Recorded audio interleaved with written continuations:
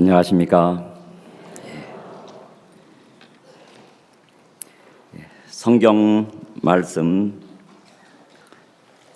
사도행전 1장 6절 말씀을 읽겠습니다.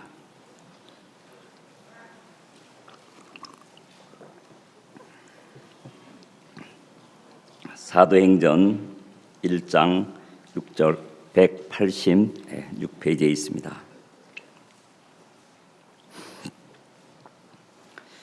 저희가 모였을 때 예수께 묻자와 가로되 주께서 이스라엘 나라를 회복하심이 이때니이까 하니 가라사대 때와 기하는 아버지께서 자기의 권한에 두셨으니 너희의 알 바 아니요 오직 성령이 너희에게 임하시면 너희가 권능을 받고 예루살렘과 온 유대와 사마리아와 땅끝까지 이르러 내 증인이 되리라 하시니라.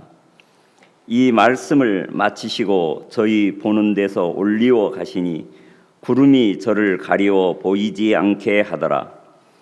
올라가실 때 제자들이 자세히 하늘을 쳐다보고 있는데 흰옷 입은 두 사람이 저희 곁에 서서 가로되 갈릴리 사람들아 어찌하여 서서 하늘을 쳐다보느냐. 너희 가운데서 하늘로 올리우신 이 예수는 하늘로 가심을 본 그대로 오시리라 하였느니라.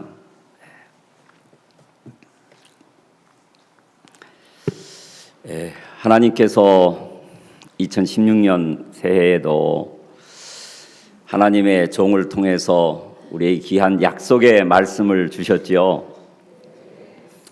하나님이 우리를 통해서 이 마지막 때에 진짜 영혼들에게 복음을 전하는 것을 하나님이 얼마나 정말 기뻐하시는지, 또 2016년에 하나님이 일하실 것을 생각하면 너무나도 소망스럽고 감사한 마음이 참 있습니다.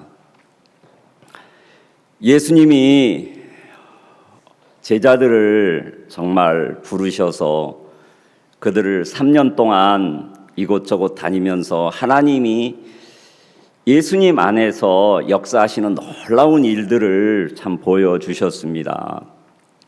물론 제자들 가운데는 마태는 세리였었고 누가는 의사고 또 그 외에 많은 갈릴리 바다에서 고기를 잡아먹고 사는 어부들이 주로 예수님의 제자들이었습니다.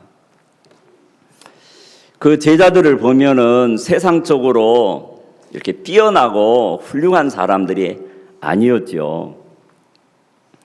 그러나 예수님은 그 제자들을 정말 부르셔서 예수님이 그들에게 약속을 주셨어요. 베드로에게도 진짜 고기 한 마리 제대로 잡지 못하던 그 베드로에게 네가 사람을 취하리라, 사람을 낚는 어부가 되리라. 정말 우리 인간이 제일 힘든 것이 무엇인가? 건물을 짓는 거나 여러 가지 이 세상에 또 필요한 물건을 만드는 거나 가장 진짜 어렵고 이 불가능하다시피 한 것이 사람을 진짜 바꾸는 일이라고 생각이 되어지거든요. 그러나 우리가 교회 안에서 또 우리가 이 복음을 증거함으로 말미암아 누구든지 하나님의 말씀이 들어가면은 변하는 것을 여러분들 자신도 경험을 했지요. 저도 제가 구원을 받기 전에 제 주위 사람들이 저를 이야기하고 또 가장 가까운 저희 아버지가 했던 말씀들이 기억이 나거든요. 아버지가 저에게 너는 콩으로 매주를 쓴다고 해도 난 네 말 못 믿어. 진짜 아버지가 그런 이야기를 참 하셨거든요. 콩으로 매주를 쓰면은 만들어지잖아요. 근데 그만큼 부모님이 저에게 실망을 많이 했다는 거죠. 저에게 기대를 많이 걸어서 저에게 많은 것을 투자했는데 제가 자라가는 모습을 쭉 지켜보면 지켜볼수록 투자할 가치가 없다고 하셨는지 그 다음에 제 막내 동생인 김종수 목사에게 투자를 하더라고요.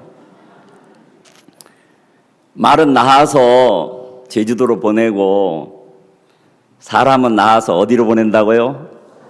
서울로. 그래서 일찍 아버지가 동생을 유학을 보냈어요. 뭔가 정말 사람다운 사람이 되라고. 늘 저도 어릴 때 이제 동생하고 비교하는 거예요. 제 주위에 있는 사람들하고.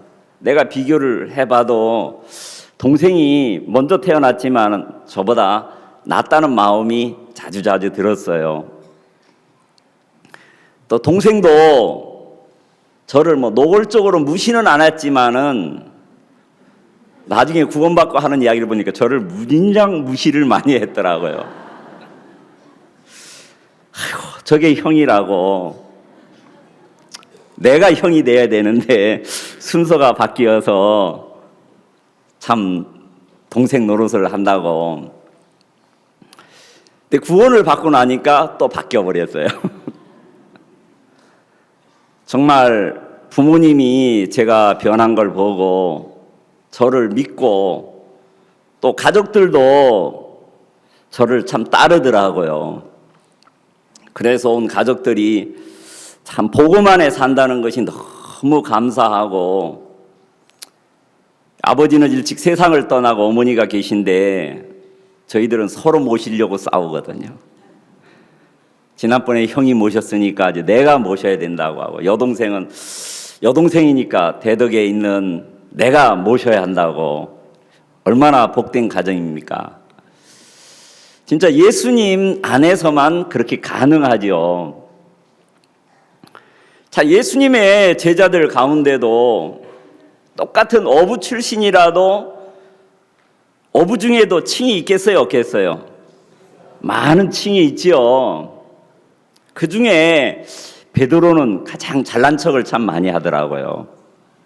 항상 주위에 있는 다른 제자들을 무시하고 내가 최고가 될 거야. 예수님이 이제 왕위에 오르기만 하면은 바로 가장 가까이서 나는 충성된 예수님의 제자로 살 거야. 그렇게 자주자주 각오하고 이 결심을 하는 베드로의 마음을 참 볼 수가 있습니다. 저도 늘 제 주위에 있는 사람을 비교를 하는 것처럼 아는 사람들이 내 주위에 있는 사람하고 비교를 참 많이 하더라고요. 그래서 내 주위에 있는 사람보다도 내가 낫다고 생각을 하면 어디에 잘 빠집니까? 우월감 속에 잘 빠지죠. 근데 뭔가 동생이나 형보다 내가 못하다고 생각을 하면 어디에 빠집니까? 열등감에 빠지잖아요. 그러나 우월감도 마음의 병이고 열등감도 마음의 병이거든요. 자, 세상에서뿐만 아니라 교회 안에서도 늘 형제 자매들이 시험 들고 그런 거 보면은 자기 주위에 있는 사람하고 늘 비교하는 의식이 참 많더라고요. 저도 성교학교회를 나와서 사역을 하면서 제 주위에 있는 사역자들하고 비교할 때가 참 많더라고요.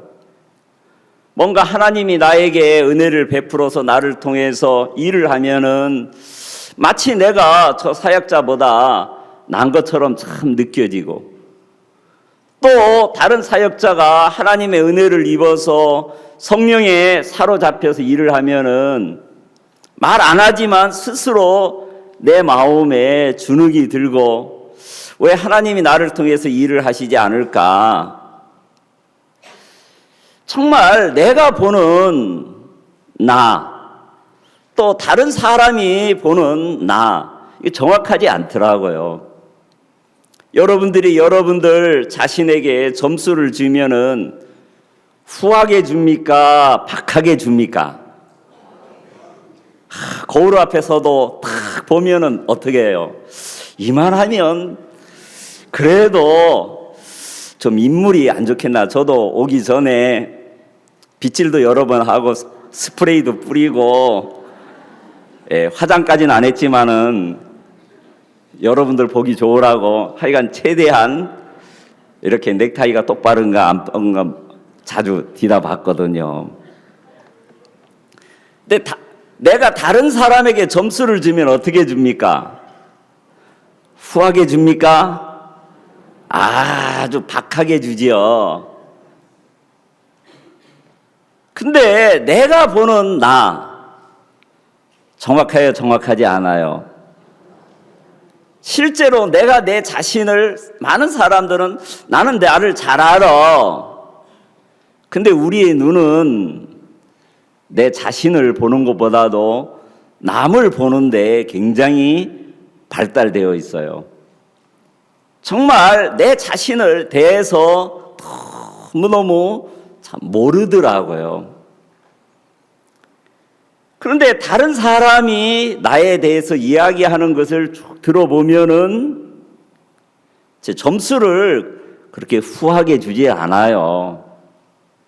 그래도 내가 나를 보는 나보다 다른 사람이 나에 대해서 보고 느낀 것을 들을 수 있으면 그게 더 정확해요. 근데 그것도 정확한 것은 아니에요. 정확한 나를 알려면은 누구 앞에 서야 되겠습니까? 하나님 앞에, 말씀 앞에서 보는 내가 정확한 나예요. 사람들은 늘 다른 사람을 비교하고 참 살기 때문에 우월감 속에 빠져서 괴로워하고 고통하기도 하고, 때때로 다른 사람의 이야기를 들어보면은 뭐가 자주 상합니까? 자존심이 참 상하지요.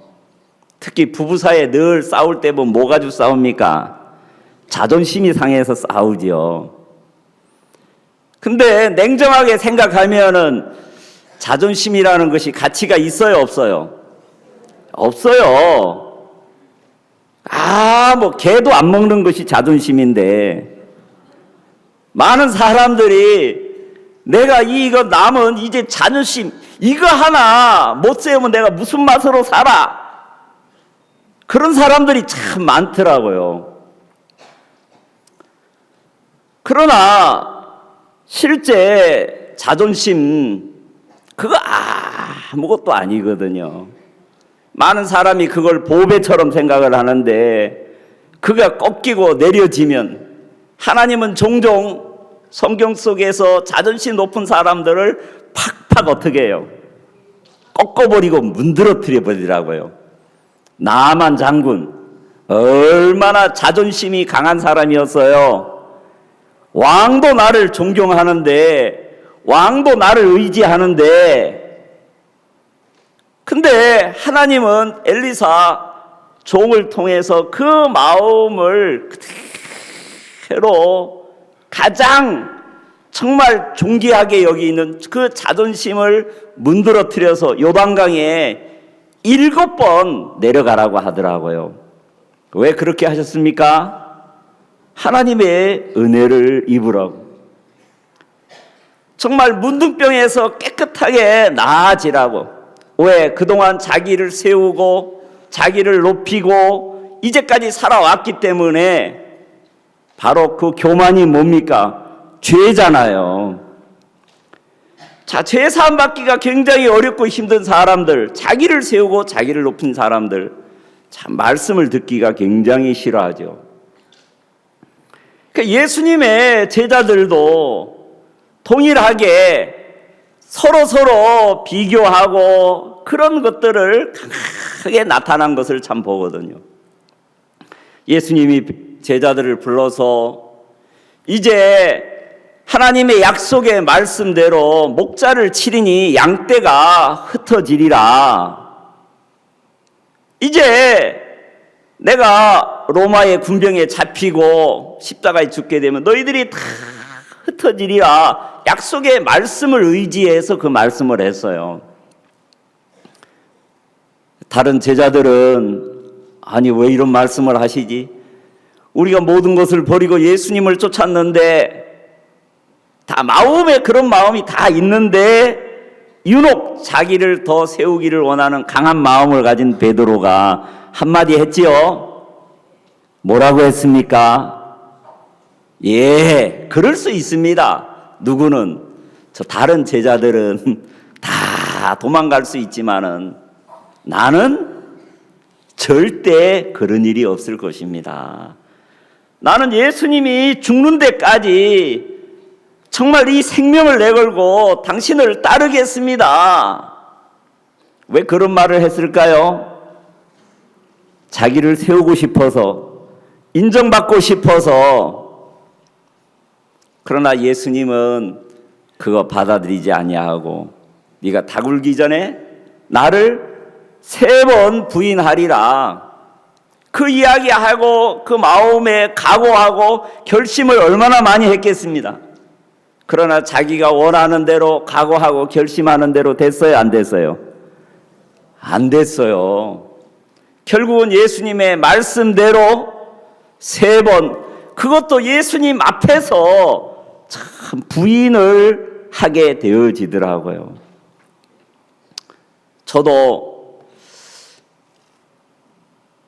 1994년 11월 한국을 떠나 아프리카 케냐로 갔을 때 내 마음에 내 혼자 각오한 것이 있었거든요. 뭐라고 각오했겠습니까? 아프리카에서 뼈를 묻자. 이 복음을 위해서, 정말 교회를 위해서, 예수님도 나를 위해서 그 모든 것을 주셨는데 아프리카에서 뼈를 묻자 하고 마음에 각오를 했는데 뼈 묻었습니까? 못 묻었습니까? 못 묻고 이렇게 다시 한국에 들어왔거든요.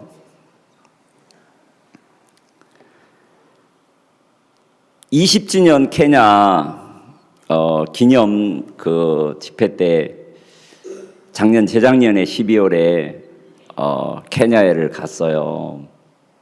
케냐의 형제 자매들이 막 붙들더라고요. 여기가 좋습니다.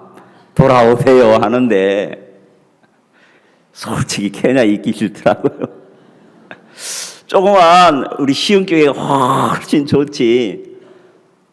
탄자니아에 있을 때는 늘 케냐에 갈 때마다 나이로비 교회를 보면 부러웠거든요. 언제 탄자니아는 이렇게 좋은 건물을 짓고 이렇게 큰 가마솥도 있고 이런데 언제나 이렇게 될까? 그런데 그렇게 깨끗해 보이고 하던 나이로비가 왜 이렇게 더러운지. 내가 18년을 어떻게 이 음식을 먹고 여기서 살았지? 많은 생각이 참 되어지더라고요. 내 육신은 싫더라고요. 많은 분들이 다시 돌아와 하는데 나 싫어. 나 한국이 참 좋아. 그 육신의 소리가 참 마음에서 일어나더라고요. 목사님이 제가 탄자니아를 떠나기 전에 저에게 하신 말씀이 있거든. 김 목사, 자네는 완전히 빈 깡통이야. 아멘이 됐겠어요? 안 됐겠어요? 안 됐어요. 제가 79년도 구원받고 그동안 교회 안에서 목사님한테 얼마나 많이 배우고 그거 가지고 이제까지 쓰고 살았는데 아니 빈 깡통이라니. 목사님 말씀을 하셔도 좀 너무 심하게 하신다. 그때는 그렇게 생각을 했어요. 근데 한국에서 와서 말씀을 듣고 보고 하니까 진짜 빈 깡통이더라고요. 한 번은 오영신 목사님이 한국에 오셨다가 시흥 교회에 와서 말씀을 전하시는데 간증을 하시는 거예요. 하와이에 있으면서 무전 전도여행을 통해서 하나님 앞에 많은 은혜를 잊고 감사하고 그 간증을 참 하고, 한 번은 목사님한테 가서 또 막 하나님이 이런 일을 하셨다고 간증을 하니까 박 목사님이 이야기 들어봐. 자네 모습이 꼭 뭔지 알아? 빈깡통에 콩알 3개 들었어. 그러니까 얼마나 요란하겠어요. 깡통에 콩알이 들었으니까 용각사는 소리가 없지만은. 근데 그 이야기를 들으면서 제 마음에 한편 부러운 거예요. 오용신 목사, 그래도 자네는 콩알 3개나 들었지. 나는 콩알 1개도 없단다. 빈 깡통이라고 말씀하신다. 정말 우리는 내 자신의 마음을 비우기를 정말 싫어하잖아요. 구약 성경의 열왕기 하를 구약의 사도행전이라고 이렇게 읽었거든요. 오늘 읽은 본문 그 말씀에 예수님이 승천을 하시기 전에 제자들에게 말씀을 하셨거든요. 너희들은 예루살렘을 떠나지 말고 내가 약속하신 것을 기다리라. 근데 예수님의 제자들은 예수님이 계셨을 때 하셨던 수없이 많은 말씀, 그 약속을 기억하는 것보다 예수님이 이 세상을 떠나 부활하시고 난 이후에 하늘나라로 가신다고 하니까 너무 걱정이 되는 거죠. 이제 예수님 없이 우리가 어떻게 살까? 근데 예수님이 제자들에게 너희에게 성령이 임하면, 오직 성령이 임하면 뭐라고요? 오직, 중요한 것이 오직 성령이 임하면 너희가 권능을 받고 예루살렘과 온 유대와 사마리아 땅끝까지 이르러 내 증인이 되리라 그랬어요. 성령이 그렇게 너희들을 이끌고 역사를 하시겠다는 거죠. 예수님의 관심은 어디에 있습니까? 성령에게 오직 있었던 것이죠. 제자들의 어떤 외모에 있었던 것도 아니고, 그들이 공부를 많이 했느냐 적게 했느냐 거기에 기대를 거는 것도 아니고, 키가 작으냐 크냐 거기에 관심이 있는 것이 아니고, 너희에게 성령이 임하게 되면 성령이 일을 할 거라는 거죠. 실제 사도행전을 보면은 예형적으로는 사도들이 여행을 하면서 복음을 전하는 이야기지만 그 사도행전 제자들 속에서 일하신 분은 누구였습니까? 성령이었죠. 성령. 이름은 베드로고 이름은 바나바고 이름은 사도 바울이었었지만 그 안에 예수님과 함께 거했던 성령이 그렇게 역사를 하신 것이라는 거죠.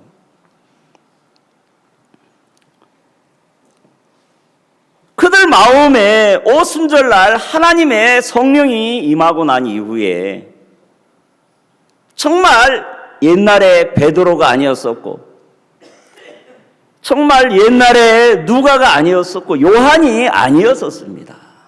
그들이 성령에 사로잡혀서 정말 하나님의 말씀을 증거하게 될 때, 예수님이 그들의 인생 속에 하신 그 일을 증거했을 때, 예수님이 이 땅에서 하셨던 그 놀라운 역사들이 그대로 제자들을 통해서 나타나는 것을 우리는 분명히 볼 수가 있습니다.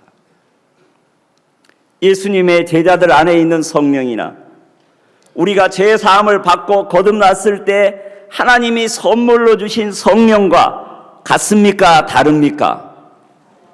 똑같잖아요. 근데 우리는 정말 우리 안에 계신 이 성령에게 기대를 거는 것이 아니라 나는 이래서 안 되고 나는 저래서 안 되고 저 사람은 이래서 안 되고 저래서 안 되고 내가 보는 눈으로 그것을 판단하고 하나님의 말씀을 진짜 의지하고 믿지 아니하는 모습을 참 보게 되어지거든요.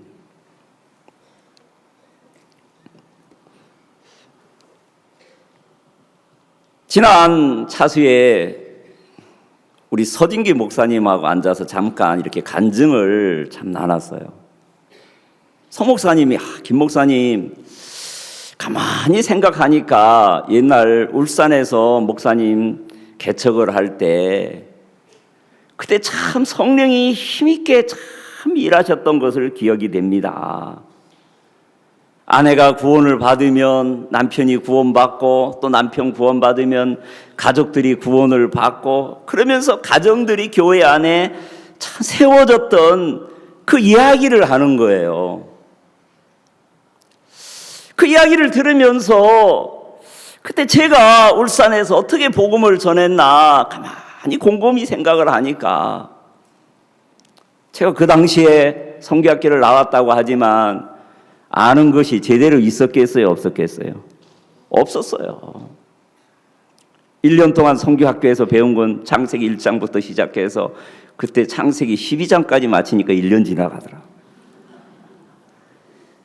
이제 지역교회 가서 매일매일 성경을 읽고 같이 이렇게 성경 공부를 하고 성교학교를 해. 진짜 목사님이 시키는 대로 틈만 나면 그렇게 성경을 읽고 어려운 문제가 있으면 하나님 앞에 참 기도를 하고 그렇게 생활을 해요. 아는 것이 없으니까 복음밖에 아는 것이 없으니까 만나면은 사람들마다 인사하고 나서 당신 죄 있습니까? 그럼 사람들 죄 없다고 하는 사람 찾아보기 힘들잖아요. 다 죄 있다 그러죠. 그럼 죄 있다 그러면은 여기 죄가 사해지는 길이 있다고 하면서 그냥 복음을 전했어요. 성령이 단순하게 복음을 바로바로 전하니까 구원을 받고 그들이 기뻐하고 즐거워하더라고요. 이제 이런저런 경험도 하고 성경의 지식이 점점 늘어나니까 단순하게 복음 전하려고 하니까 첫 번째 이 사람의 상태에 대해서 연구를 해야지. 이 사람은 창조로를 믿는지 무슨 종교를 가지고 있는지 그 상대방의 복음을 전해서 알고 싶은 것이 너무 많은 거예요. 이것저것 묻고 알고 하다 보면은 또 그거 설명해 주다 보면은 일주일도 가고 한 달도 가고 두 달도 가고 나중에 보면 또 복음을 못 전하고 정말 내 지혜와 내 감각으로 복음을 참 전하려고 했던 참 모습들이 참 보여지는 거예요. 내가 복음을 전하면서도 내 안에 있는 성령을 하나님의 약속을 의지하고 복음을 전하는 것이 아니라 이제 경험 이런 여러 가지 성경에 많은 그 지식을 동원을 해서 그 영혼을 이해시키려고 애를 쓰지 믿음으로 복음을 전하지를 않더라고요. 사실 제가 한국에 들어오기 전에 여러 가지 이런저런 환경이나 건강이나 그런 부분도 어렵고 힘들었지만은 가장 제가 말 못하는 것은 그렇게 진지하게 오랜 시간을 교제를 하는데도 내가 보면 내가 복음을 전한 사람이 구원받은 것 같지가 않은 것 같아요. 입으로는 죄를 사함 받았다고 하는데도 내 마음에 믿음이 안 가는 거예요. 구원받은 사람이 왜 저러지? 아직 왜 술을 못 끊지? 아직 왜 담배를 피우지? 왜 거짓말을 하지? 자꾸 행위적인 것이 내 눈에 보여지는 거예요. 그러면 또 다시 시작하고 또 다시 시작하고. 그러니까 마음에 복음을 전해도 기쁘고 즐거운 것이 아니라 힘이 빠지는 거예요. 이제 사단이 내 마음에 저 사람은 이래서 안 돼, 저래서 안 돼.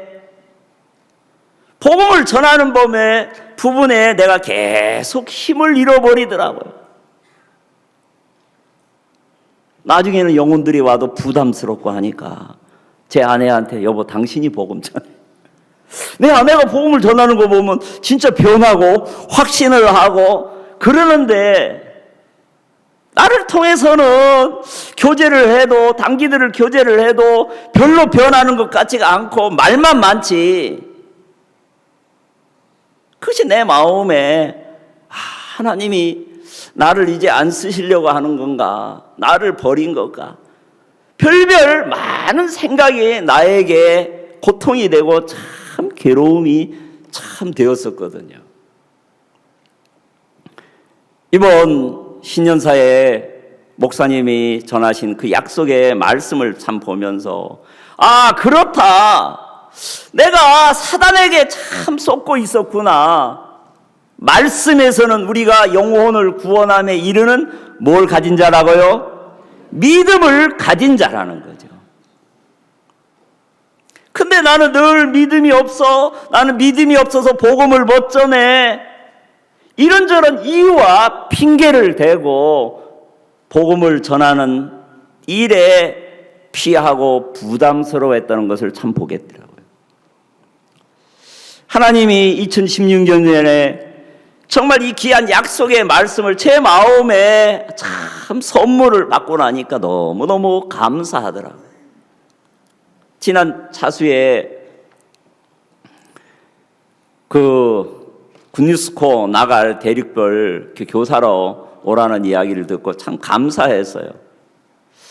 정말 그들이 1년 동안 해외에 나가서 일생에 가장 중요한 터닝 포인트가 되는 중요한 시기인데 정말 이 학생들에게 일생에 달려있는 기간인데 그래도 이들이 구원 안 하는 분명해서 가야 되지 않겠나.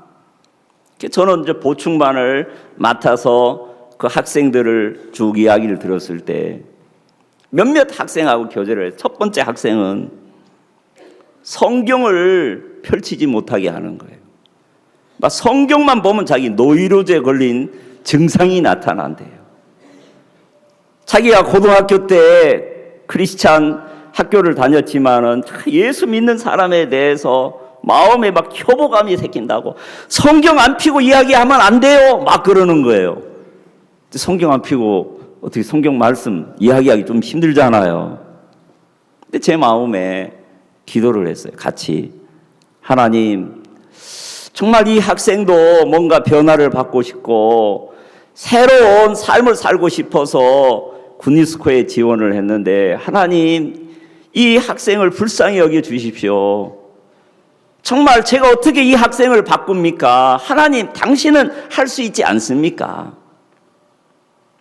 기도를 마치고 난 다음에 그대로 그냥 복음을 전했어요. 이 학생이 복음을 듣고 목사님 제가 13번째 교제했습니다. 그랬던 학생이 마음에 막 감사하면서 바로 이거였네요. 성경책 사야 되겠습니다. 그러는 거예요. 그 말이 얼마나 기쁜지 완전 방언이잖아요.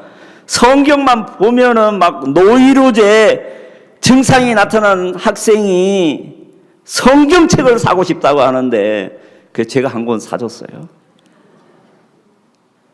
또 두 번째 학생은 우리 교회에 대해서 막 불신이 얼마나 많은지 막 불신에 대한 이야기를 막 이것저것 막 이야기를 하는 거예요. 그 얘기 다 들으려면은 끝도 없겠더라고요. 알겠다고 하면서 충분하다고 이야기를 했다는 것은 저에게 마음을 어떻게 해요? 열었다는 거잖아요. 그대로 그냥 또 복음 전했어요. 그러니까 그 학생이 목사님 제가 어리석었습니다. 제가 정말 제가 악했습니다. 그러면서 마음을 참 바꾸더라고요. 그 학생이 가지고 있는 불신을 이렇게 설명하고 그렇게 하려고 전에는 늘 그렇게 했어요. 이야기하면 그거에 대한 설명을 해주고 또 이야기해주면 그거에 대한 또 설명을 해주고 또 이야기하면 그걸 설명을 해주려고 했어요. 왜? 이 복음 자체에 능력이 있기 때문에 이 복음이 그 마음에 임하면 그 불신이 없어지겠다. 왜? 복음 자체에 능력이 있기 때문에. 또 한 학생은 대륙별 훈련에 와야 되는데 그걸 몰라가지고 여기 계속 참석하다가 마지막 날 온 거예요. 그 학생은 이 성경에 있는 창조론이 안 믿어진다는 거죠. 다윈의 진화론이 더 맞는 것 같다는 거예요. 그럼 제가 진화론에 대해서 알면 얼마나 알겠습니까? 그거 설명해 줘야 되는 게 아니라 또 복음을 전했어요. 그냥 복음을 전하니까 그 학생이 목사님 이제까지 늘 교회를 나오고 제가 성경을 보면은 뭔가 내 마음에 뭐 한꺼풀이 꽉 끼어 있는 그런 마음이었었는데 목사님 이 복음 말씀 듣고 나니까 그것이 싹 사라져 없어지는 것을 느꼈습니다. 다음 차에도 목사님 오시지요? 예, 옵니다. 그때 목사님 더 말씀을 듣고 싶습니다. 월요일에는 탄자니아에서 온 연세대학교에 공부하고 있는 학생을 만나게 됐어요. 우연히 식당에 갔다가 검은 사람이 있어가지고 어디서 많이 본 사람인 거예요. 익숙한 사람이거든요. 예, 저는 정말 얼굴이 흰 사람보다도 검은 사람이 더 이렇게 친근감이 느껴지거든요. 그 이야기를 했어요. Where are you from? 어디서 왔느냐고 하니까 탄자니아에서 왔다고 하는 거예요. 그 다음부터 뭐가 나오겠어요? 키스와일리가 막 나오니까 깜짝 놀라는 거예요.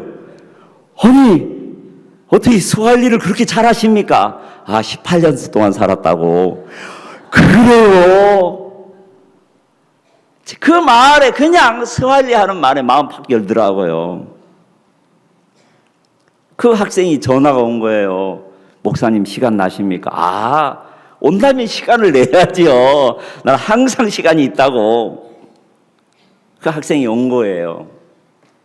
와가지고 이렇게 차도 한잔 마시고 하면서 그 학생이 자기에 대해 이야기를 하는 거예요. 저는 원래 모슬렘 가정이었었습니다. 모슬렘을 믿어도 제 삶에 변화가 없어가지고 우리 가족이 의논을 해서 기독교로 전향을 했습니다. 근데 기독교를 믿어봐도 뭐 모슬렘 믿는 사람이나 기독교 믿는 사람이나 별 차이가 없더라는 거죠. 그래서 지금은 여호와의 증인을 다니고 있습니다. 그러는.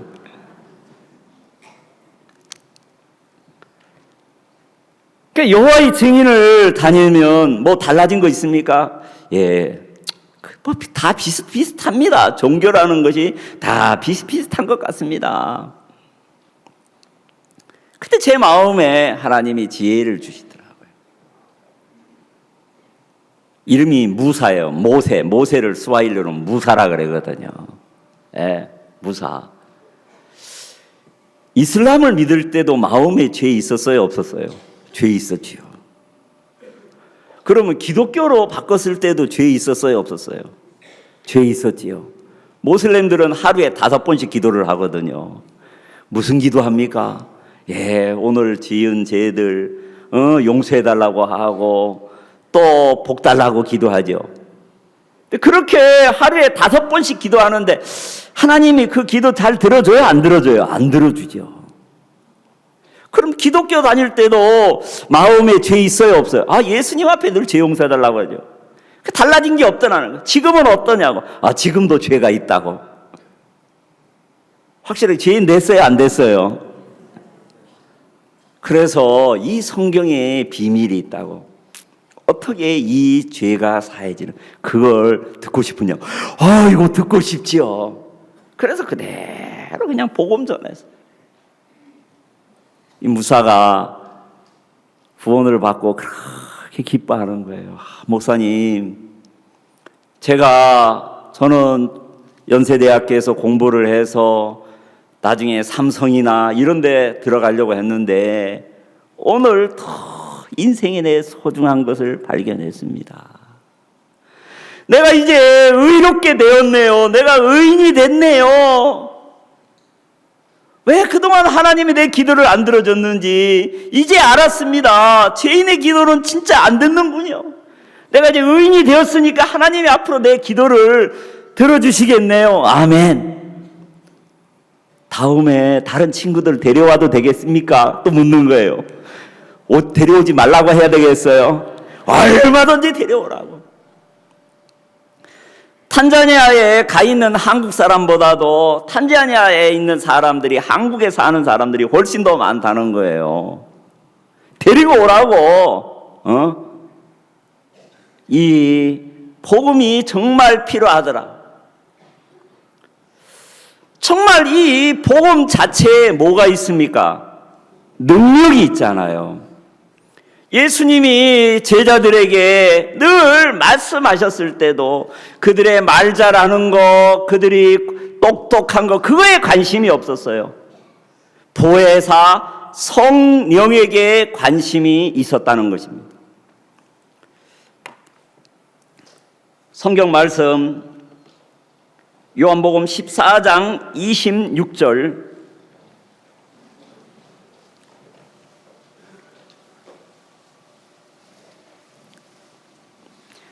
보혜사 곧 아버지께서 내 이름으로 보내실 성령, 그가 너희에게 모든 것을 가르치고 내가 너희에게 말한 모든 것을 생각나게 하시리라. 예수님이 부활하시기 전에도 예수님은 어디에 기대를 걸고 있었습니까? 얼마나 예수님이 많은 말씀을 3년 동안 정말 증거하셨습니까? 그러나 그들 예수님이 전하신 그 말씀 기억하지 못하더라고요. 떡 5개와 물고기 2마리로 큰 역사를 보고도 또 새로운 문제 앞에서는 지난번에 역사하신 그 하나님이 이번에도 역사하시겠다, 그 믿음을 갖는 것이 아니라 또 새로운 문제 앞에서 걱정하고 염려하더라고요. 그럴 때마다 예수님이 그 제자들을 꾸짖고 책망을 하고 지난번에 내가 어떤 일들을 하느냐 그거를 기억시키려고 하는데 또 그때마다 또 잊어버리고 또 잊어버리더라고요. 너희들이 그렇게 말씀을 잊어버릴지라도 너희에게 성령이 임하게 되면 그 성령이 그동안 내가 하신 무수히 많은 하늘의 그 신령한 말씀을 기억나게 하시리라. 그리고 성령이 너희들에게 모든 것을 가르쳐 주리라. 오직 예수님의 관심은 성령에게 참 있었다는 것입니다. 근데 제자들의 마음은 정말 자기 자신에게 나는 이런 경험을 했으니까 저 제자보다 낫지, 나는 내가 주는 그리스도여 살아계신 하나님의 아들이라고, 그거 베드로가 똑똑하고 잘나서 하는 것이었습니까? 아니잖아요. 하나님 아버지께서 너에게 가르쳐 주신 것이라고 했어요. 근데 베드로는 자기 자신이 지혜롭고 똑똑해서 자기가 그것을 아는 것처럼 그렇게 생각을 했어요. 여전히 자기 자신을 믿고 자기 자신을 의지하잖아요. 보혜사 성령이 너에게 임하게 되면 그렇게 된다는 것이죠. 성령이 기억시키게 되어진다는 거죠. 저도 아프리카에 18년 동안 있으면서 한 번씩 목사님이 오시면은 참 많은 말씀을 우리에게 하셨어요. 참 이해가 안 되는 거예요. 전에 제가 아프리카 가기 전에는 목사님이 우리 사역자들을 향해서 한 사람 한 사람 우리 사역자는 너무 소중해, 주먹만한 다이아몬드를 준다고 해도 난 너희들하고 바꿀 수가 없어. 그 이야기 들으면은 아멘. 정말 우리는 다이아몬드도 더 소중한 사람이야. 근데 한참 지나고 나서는 목사님 너희들은 마귀의 종이야. 이해가 안 되는 거예요. 전에는 다이아몬드보다 더 귀하다고 하셔놓고 이젠 또 우리가 내가 마귀 종이 됐지. 이해가 안 되는 거예요. 왜 저런 말씀을 하시지? 막 헷갈리는 거예요. 헷갈리는 거예요. 어떨 때는 막 책망을 하다가 목사님이 하시는 말씀을 못 듣니까 막 나가라 그래요. 나가야 하는 건가? 순종을 하라고 했으니까 또 순종을 나가야 되는 건가? 또 나가면 또 아니라고 또 나가서 안 돼야 돼. 마음을 모르니까 말만 소리를 참 듣는 거예요.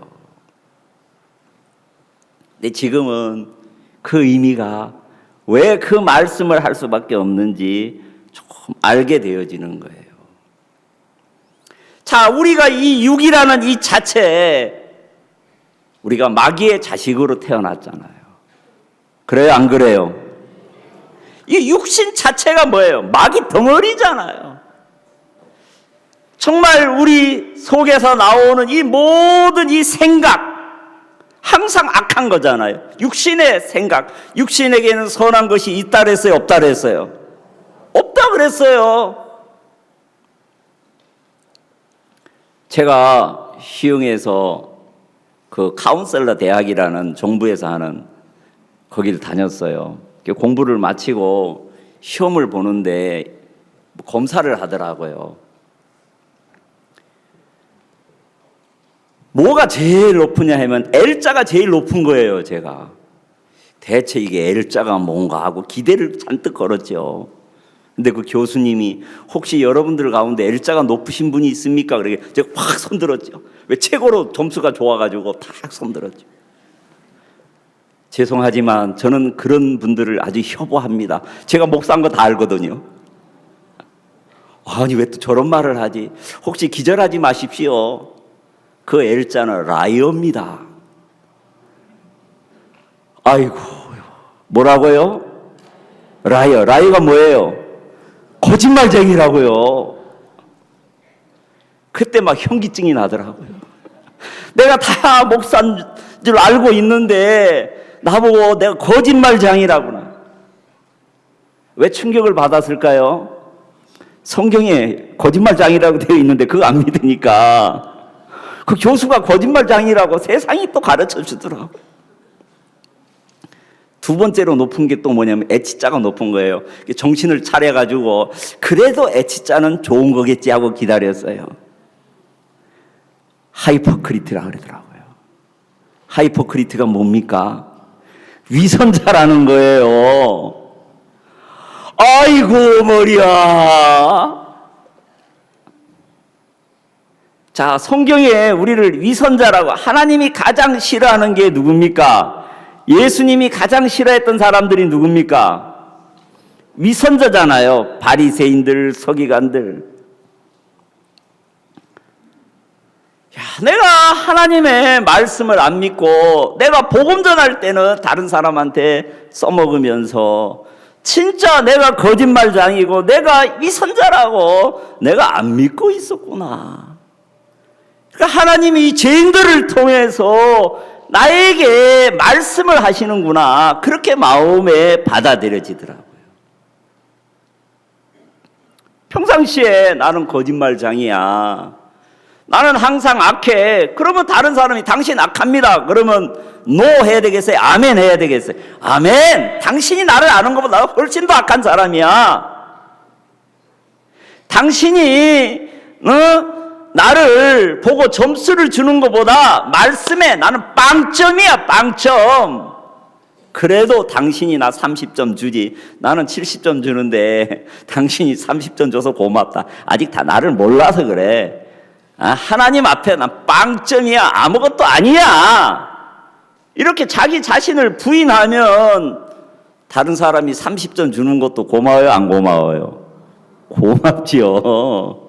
근데 그것도 아니야, 나 빵점이야, 빵점. 아무것도 아니라 그랬어, 말씀에서. 뭔가 내가 기다고 생각을 하고 내가 점수를 이렇게 매기고 있는데 그걸 깎아내리니까 마음이 상하고 괴롭고 고통스러운 거죠.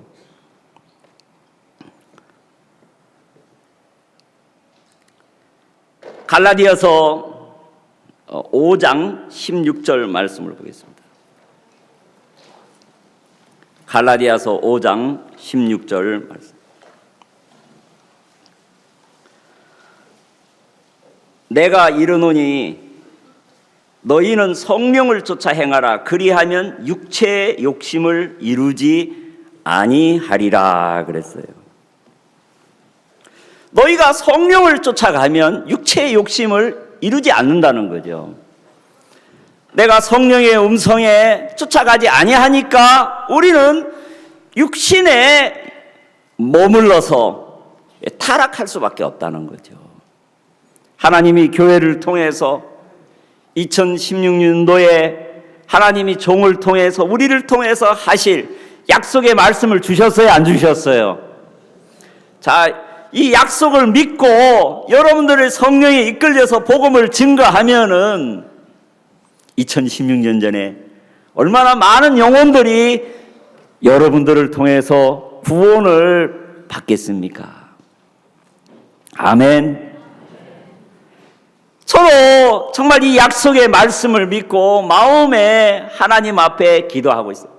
하나님, 제가 개인적으로 2016년 100명에게 복음을 전할 수 있도록 은혜를 베풀어 주십시오. 제가 개인적으로 복음을 전하는 사람에게 이름을 기록을 해놓고 하나하나 정말 그들이 어떻게 자라가는지 계속해서 지켜보고 싶은 그런 마음을 하나님 앞에 주십시오. 이번에 새 노트에 2016년 노트에 기도 제목이 있어요, 없어요? 예, 기도 제목 적어두고 하나하나 기도해 보세요. 복음 전할 내 주위의 친척들, 친구들 적어놓고 하나님이 그들에게 일을 하실 것입니다. 아멘. 갈라디아서 5장 24절.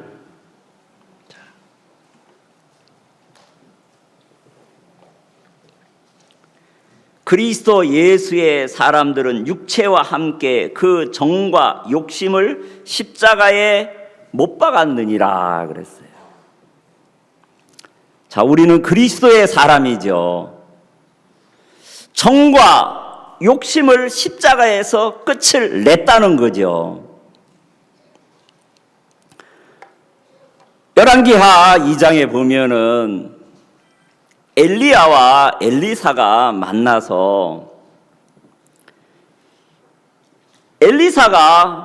엘리야가 승천을 하기 전에 4가지 장소로 이동이 되어지는 것이 있습니다. 처음에 그 장소가 뭐냐면 길갈이라는 장소거든요. 길갈이라는 장소는 여호수아가 이스라엘 백성들을 요단강에 들어가기 전에 할례를 행한 것입니다. 이 길갈이라는 말의 의미는 애굽의 수치를 굴러가게 하였다 하는 것이에요. 할례는 육체에 하는 것이 내 마음에 할지니라 그랬잖아요. 우리의 구원을 이야기하고 있어요. 우리의 죄가 끝난 장소, 그것이 바로 길갈이라는 거죠. 엘리야가 엘리사에게 하나님이 나를 베델로 데리고 가기를 원하신다. 너는 여기 머물러 있어라. 그러니까 엘리사가 하는 이야기가 당신의 혼의 삶을 가리켜 맹세하노니 내가 여기 머물지 아니하고 당신을 따르리이다. 이 베델이라는 곳은 무엇을 의미하고 있습니까? 하나님의 교회를 이야기하고 있죠. 야곱이 정말 하란을 향해서 가는 도중에 돌베개를 베고 잠을 잤을 때 하나님이 그 루스라는 곳에서 잠을 자고 있을 때 하나님이 나타나서 야곱에게 약속을 하셨죠. 내가 네가 어디를 가든지 내가 너와 함께 있어서 너를 떠나지 아니하고 네가 다시 돌아오리라고 약속. 그 장소를 가리켜서 이것은 하늘의 문이요 하나님의 전이라 베델이라 하고 이름을 지었습니다. 이 베델은 하나님의 교회를 나타나고 있죠. 우리가 교회 안에서 뭘 하나님의 교회를 통해서 성령이 일을 하시는 것을 우리가 배우지 않습니까? 그 다음에 엘리야가 또 엘리사에게 하나님이 나를 여리고로 데려가기를 원하신다. 너는 여기에 머물라. 당신의 혼을 삶을 가리켜 맹세하노니 내가 여기 머물지 아니하고 내가 당신을 따르리이다. 바로 여리고라는 장소는 세상을 이야기하고 있죠. 그 당시에 여리고라는 도시는 가장 문명이 발달된 도시였습니다. 그래서 사람들이 여리고 스타일로 살고 싶다. 그렇게 여리고를 향해서 사람들이 정말 마음에 그렇게 바랐거든요. 대한민국에서 제일 유명한 장소가 어디입니까? 강남. 그래서 강남 스타일 있잖아요. 강남 스타일로 살고 싶다는 거죠. 그 당시에는 무슨 스타일로? 여리고 스타일로 살고 싶다는 거죠. 사람들은 문명을 좋아해야 안 해요. 이 육신이라는 것은 참 편하면 편할수록 그걸 정말 좋아하잖아요. 거기에 머물고 싶잖아요. 예. 근데 이번에 엘리야가 엘리사에게 이제는 요단으로 하나님이 나를 이끄신다. 요단은 무엇을 의미하고 있습니까? 죽음을 이야기하고 내려간다는 뜻이잖아요. 나를 부인해야 되는 거예요. 사탄은 기회만 되면 우리를 어떻게 해요? 계속 막 높이잖아요. 자, 여러분들 내려가고 싶습니까? 올라가고 싶습니까? 자꾸 올라가고 나를 세우고 싶잖아요. 왜? 사단의 음성에 이끌리니까 자꾸 나를 세우고 싶은 거예요. 왜 시험이 듭니까? 나를 안 세워주니까 시험이 들지요. 그러나 하나님의 말씀은 나를 무너뜨리고 우리 안에 뭘 세우기를 원합니까? 하나님의 말씀을 세우기를 원합니다. 정말 저는 오랫동안 내 육신에 머물러서 정말 타락한 삶을 참 살았다. 그러니까 나중에는 복음 전하는 것조차도 부담스럽고 참 피하는 내 모습을 참 볼 수가 있었어요. 하나님이 새해에 이런 놀라운 약속의 선물을 주신 것이 너무너무 감사하고 여러분들을 통해 새해 천하보다도 귀한 영혼을 얻는 일에 쓰임받는 우리 형제 자매들이 되기를 참 바랍니다. 네, 기도하겠습니다.